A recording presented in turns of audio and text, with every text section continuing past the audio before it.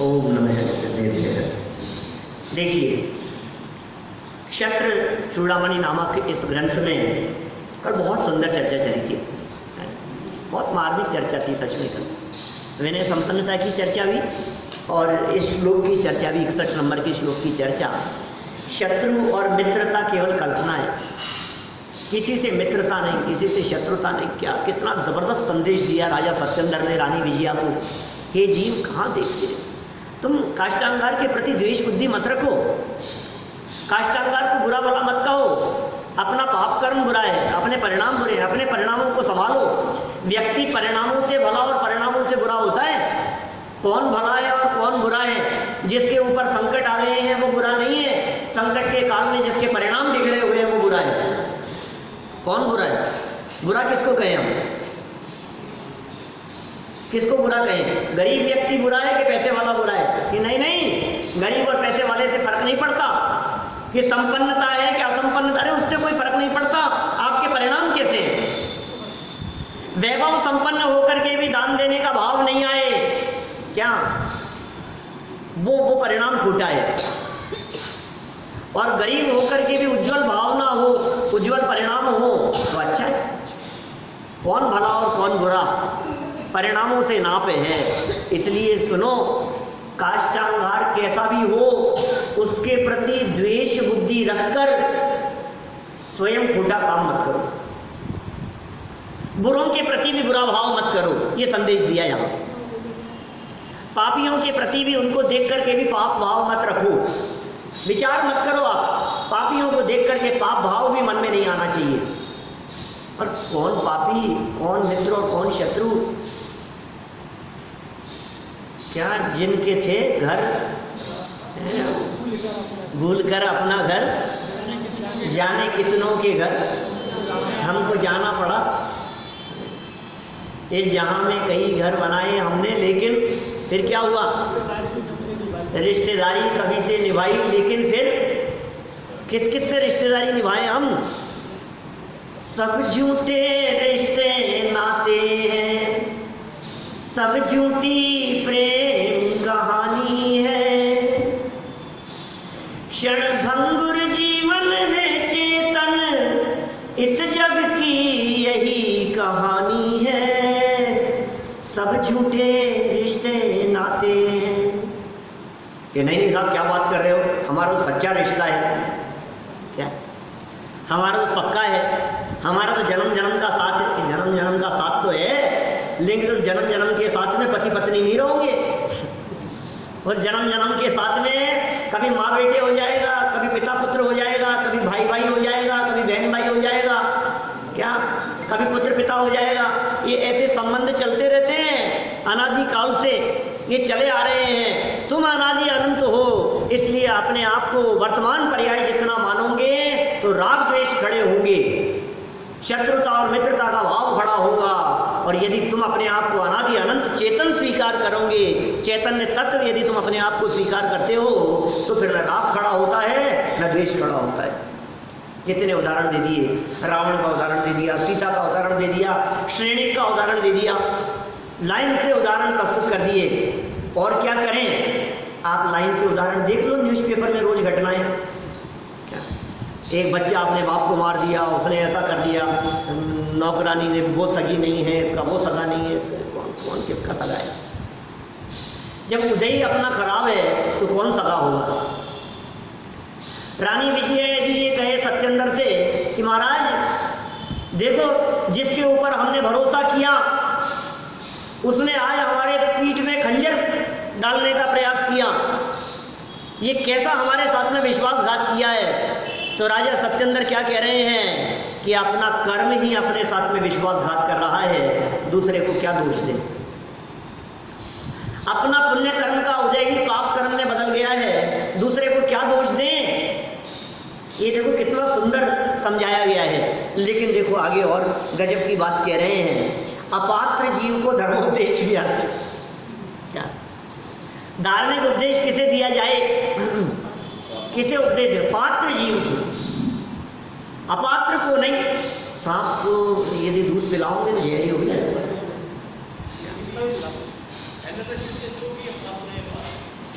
सामने वाला दिख रहा है ना, सही बात है। हमने उपदेश देने का प्रयास किया, हमने समझाने का प्रयास किया, लेकिन यदि वो सामने वाला तुरंत कुछ जवाब दे रहा है पलट करके, तो अब आप शांत रहो, ज़्यादा मत समझाओ।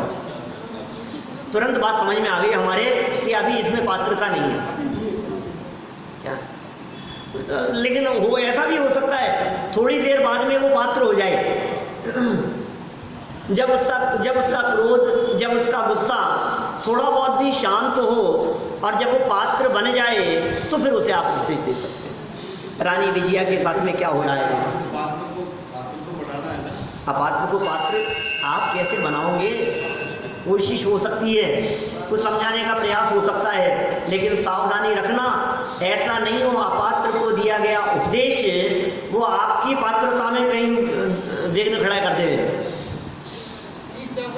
सीख ताको दीजिए, जाको सीख सुहाए, और वानरा को सीख देकर घर बया का जाए। ये कविता है हिंदी में कहीं। चंदन तो शीतलता नहीं छोड़ता, बोले से कोई भी आए। हाँ ठीक बात है, लेकिन जबरन तो नहीं देता है दूसरे को जा करके। जो उसके पास में आए उसे सहज शीतलता मिलेगी। चंदन का स्वभाव ही अपने आप में शीतलता है, तो हमारा लाइफ ही अपने आप में उपदेश है। हम उपदेश नहीं देंगे, पात्र जीव होगा तो उपदेश देंगे।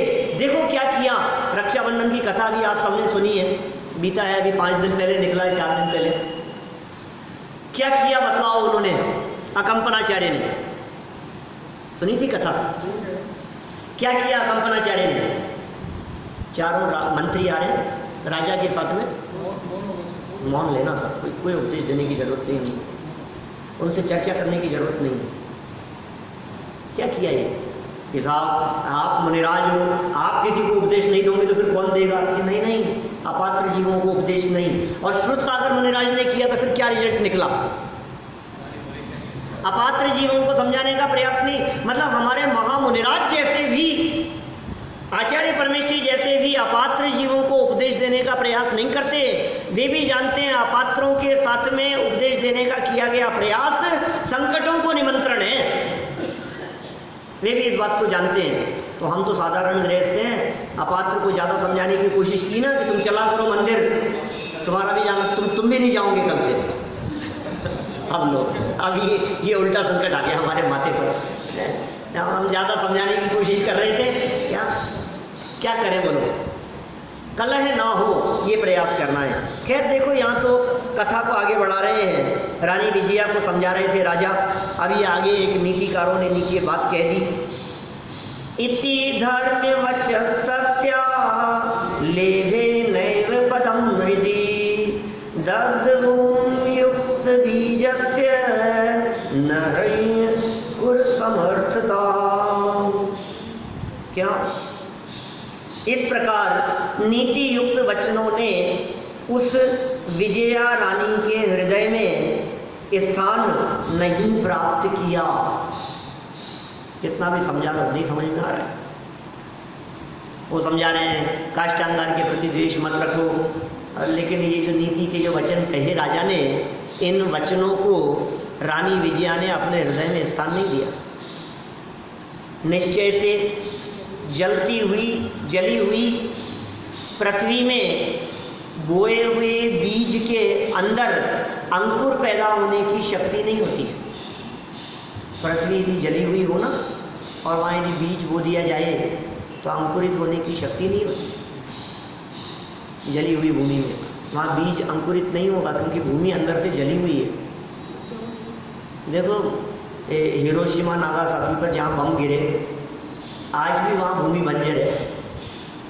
क्या खेत खलियान नहीं है, वहाँ पेड़ पौधे नहीं उगते हैं, वो भूमि बंजर हो गई। क्योंकि जहाँ भूमि जल गई है ना, वहाँ उस जली हुई भूमि में वो पात्रता ही नहीं बची है। आप कितना भी बीज डालने का प्रयास करो, वो अंकुरित नहीं होगा। ऐसे ही कह रहे हैं, जिसका हृदय जल रहा है, जिसका अंतरंग जल रहा है, जो जीव अंदर से कषायों से जल रहा है, उस जीव में हम ये तत्व ज्ञान रूपी बीज डालने का प्रयास करेंगे तो क्या होगा? तत्व ज्ञान रूपी बीज डालने का यदि प्रयास किया तो वो बीज बेकार जाएगा। अंकुरित नहीं होगा। देखो सरल अर्थ, वस्तु स्वरूप का यथार्थ ज्ञान कराने वाला उपदेश भी रानी विजया को हृदयंगम नहीं हुआ, क्योंकि जली हुई भूमि में बोया गया बीज व्यर्थ ही जाता है। क्या करें, अभी समझ में नहीं आएगी, उसको नहीं समझ में आ रही है, क्या करें अभी, क्या करें। रानी को दोष भी क्या दे दें, राजा ने भी क्या दोष दिया होगा, लेकिन क्या करें, अब दिख रही है स्थिति। देखो विशेषार्थ, भगवान महावीर के जीव मारीची को समव शरण में दिव्य ध्वनि से सर्वोत्तम उपदेश मिला। भगवान महावीर स्वामी का जीव मारीची सर्वोत्तम उपदेश मिला, इससे अच्छा उपदेश तो नहीं हो सकता। उपदेश दाता साक्षात तीर्थंकर हो, इससे अच्छा उपदेश तो नहीं हो सकता। सर्वोत्तम उपदेश मिला और उपदेशक भी तीर्थंकर भगवान आदिनाथ जैसे सर्वोत्कृष्ट वक्ता थे। क्या उपदेशदाता भी सर्वोत्कृष्ट वक्ता थे, तो भी उपदेश और उपदेशक दोनों व्यर्थ सिद्ध हुए। आदिनाथ भगवान का भी असर नहीं हुआ, उनके उपदेश का भी असर नहीं हुआ। उपदेशक आदिनाथ स्वामी और उपदेश उनकी दिव्य ध्वनि दोनों निरर्थक सिद्ध हुए। निरर्थक नहीं थे, उसके लिए निरर्थक सिद्ध हुए। जगत के जीव तो उन उपदेशों को सुनकर के आत्मकल्याण कर ही रहे थे, तो निरर्थक किसके लिए सिद्ध हुए? मारीची के लिए निरर्थक सिद्ध हुए। क्या करें? यहाँ जो नीति लिखी जा रही है कि अपात्र को उपदेश मत दो, वो गलत लिखी जा रही है। जिसको जो काम करना है वो अपना काम करेगा, जिसको जैसा जहाँ जैसा होना है। देखिए अपना तो काम क्या है, मेरा जो काम है ना यहाँ बैठ करके, ये काम तो चिट्ठी पढ़ने का काम है। क्या मैं मेरी बुद्धि नहीं लगानी इसमें। आचार्यों ने गलत लिखा है कि सही लिखा है, ये निर्णय नहीं करना है। आचार्यों ने जो लिखा है उसे सही बतलाना है, ये काम है।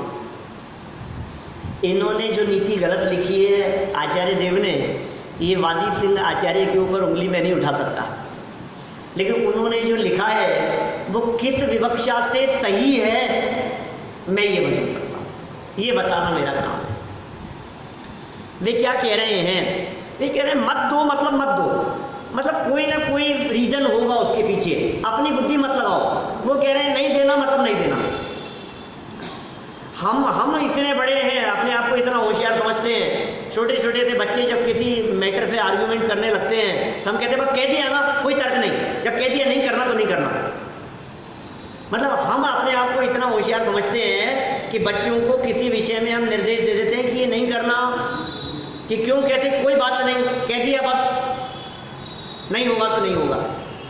अब हम ही जो बच्चों के लिए हम कैसे थे, इन्हें हम कह रहे हैं, अब हम ही ऑब्जेक्शन कर रहे हैं। हम भी तो बच्चे हैं आचार्यों के सामने। अब हम कह रहे हैं कि नहीं नहीं ऐसा नहीं, उपदेश तो दिया जाना चाहिए। अरे भाई दिया जाना चाहिए, लेकिन थोड़ी ठंड तो रखो, थोड़ी पात्रता उसमें आने दो, थोड़ा पानी का बहाव मंद होने दो।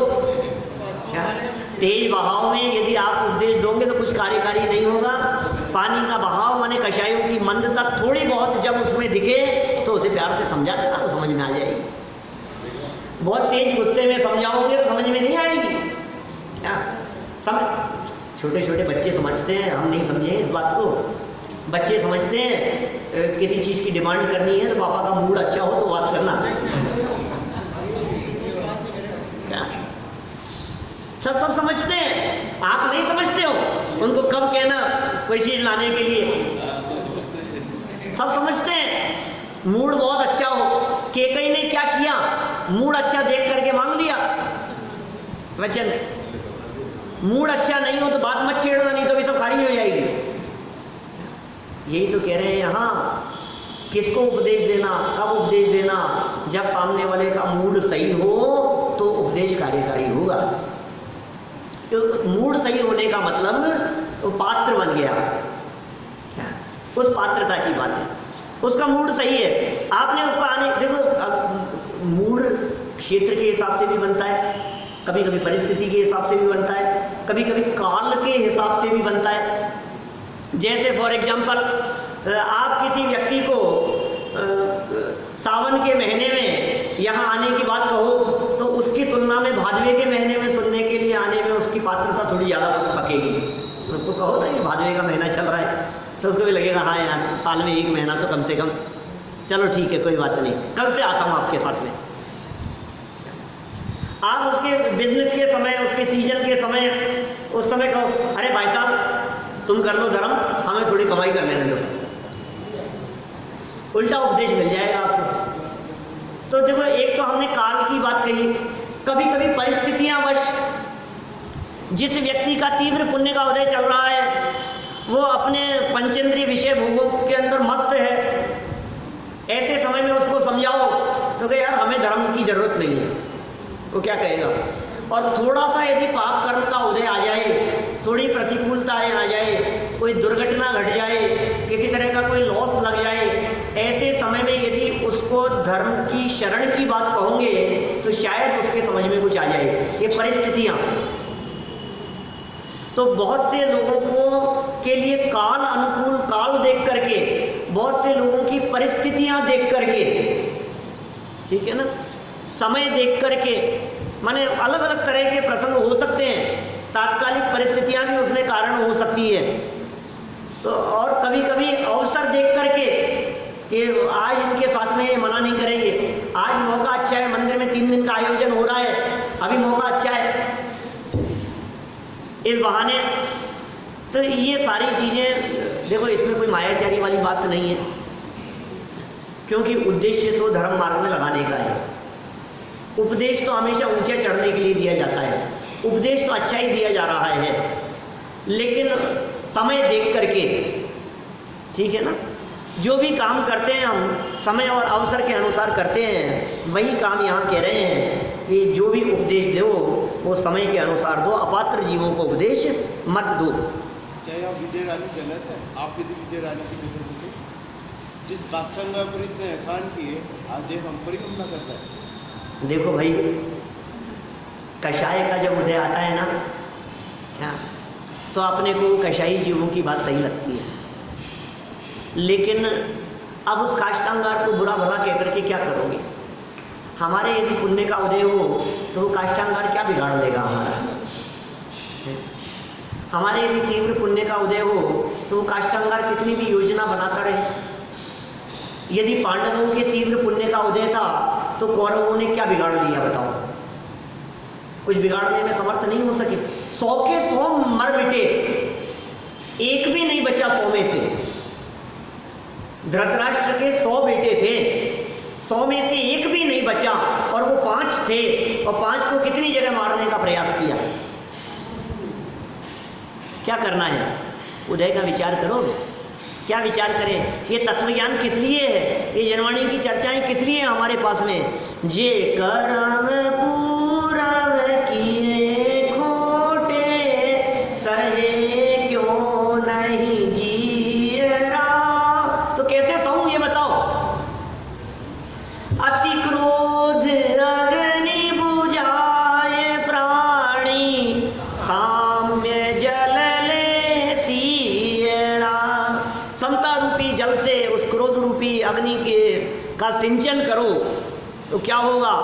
वो समता और क्षमा रूपी अग्नि से, समता और क्षमा रूपी जल से वो जो क्रोध रूपी अग्नि है वो शमन को प्राप्त हो जाएगी, वो शांत हो जाएगी। क्रोध के काल में वस्तु स्वरूप का विचार, लेकिन किसको सुहाएगा, जिसकी होनार बली होगी।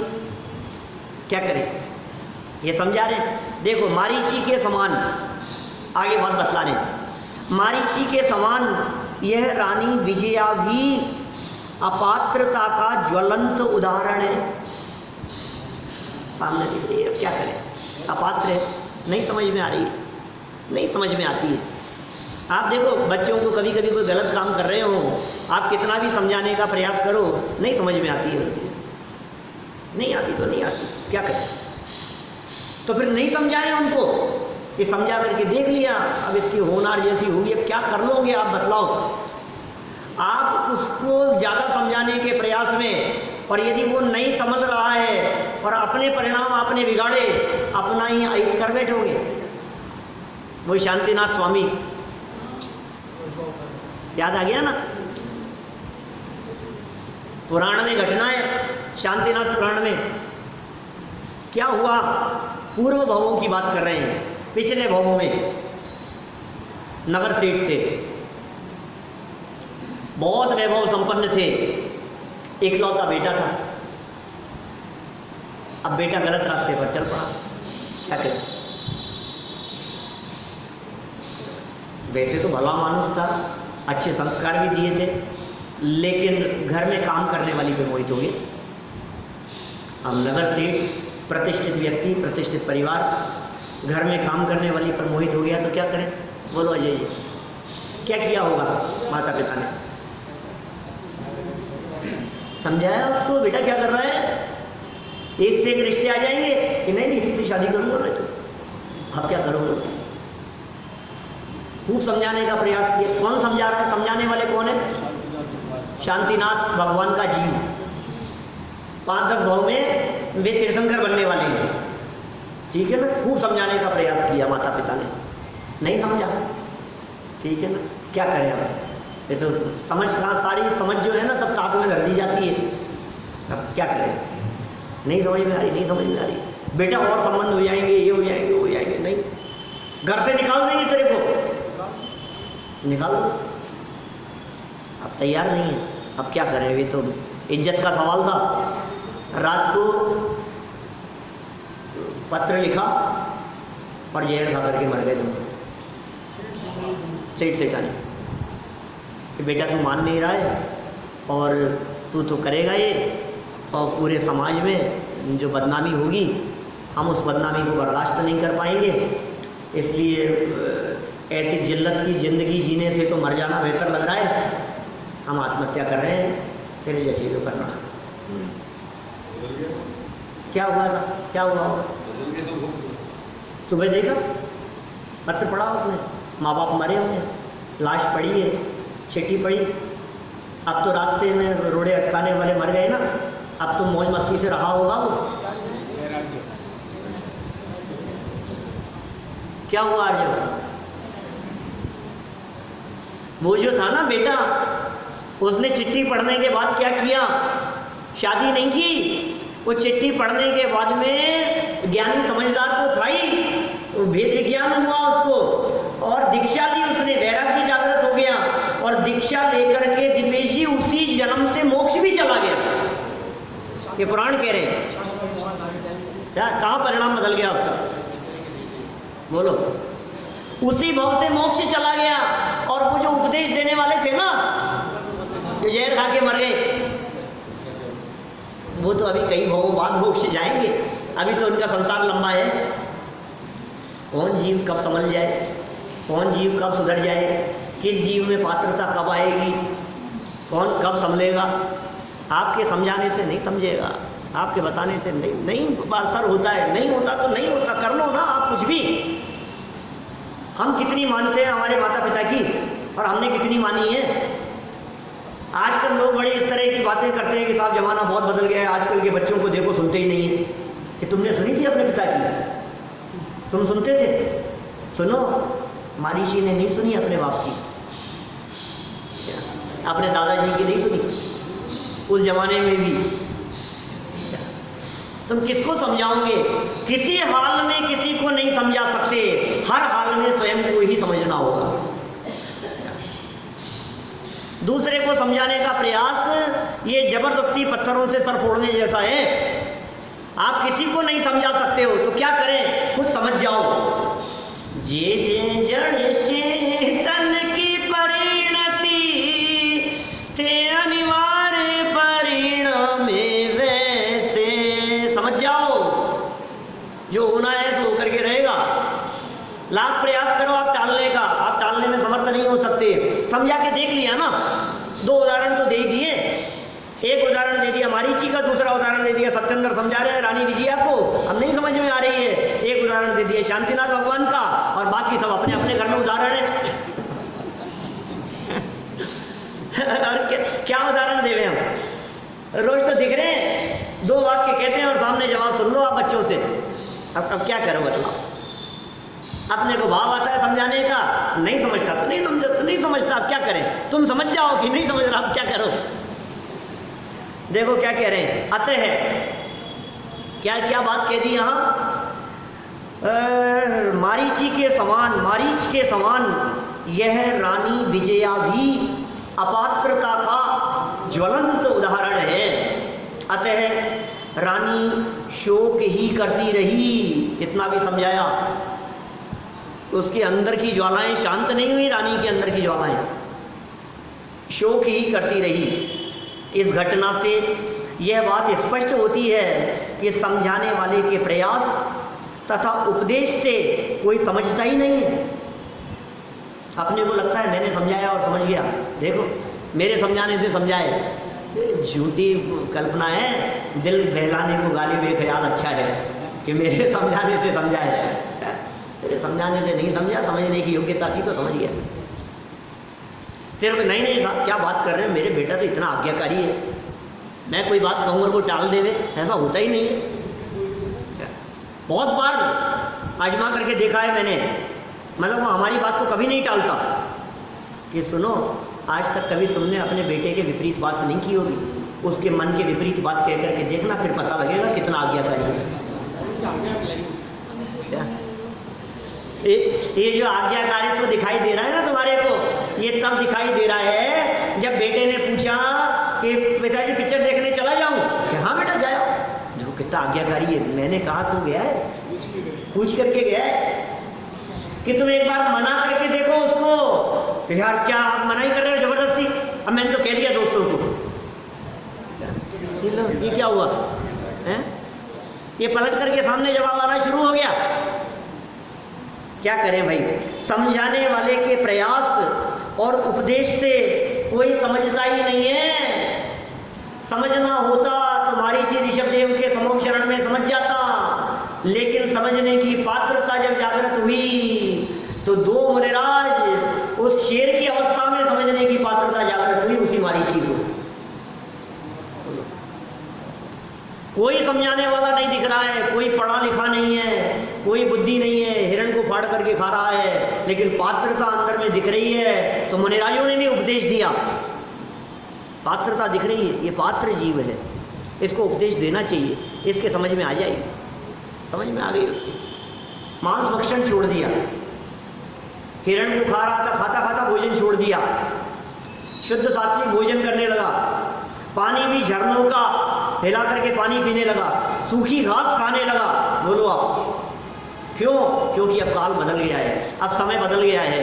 अब ये वो जीव जिसका अनंत संसार था ऋषभदेव के समूह शरण में, कूड़ा कूड़ी सागर का काल बीत गया है और अब समय कैसा आ गया है, अब तो इसके आगे बढ़ने का काल आ गया है। अब तो ये जीव अल्प काल में परमात्मा बनने वाला है। अरे जिसके ऊपर किसी के उपदेश का असर नहीं होता था, अब वो इस तीन लोक के जीवों को उपदेश देने वाला बनने वाला है, वो स्वयं उपदेशदाता बनने वाला है। देखो समझाने वाले के प्रयास तथा उपदेश से कोई समझता ही नहीं है। ये बात समझ में आ रही है क्या? ये बात समझ लो कि समझाने से कोई समझता नहीं, किंतु समझने वाला अपनी पात्रता से, अपने पुरुषार्थ से स्वयं समझना चाहे तो समझ सकता है। जो समझना ही नहीं चाहे तो कैसे समझाओ? कर ली हमने बहुत कोशिश, वो समझना ही नहीं चाहता।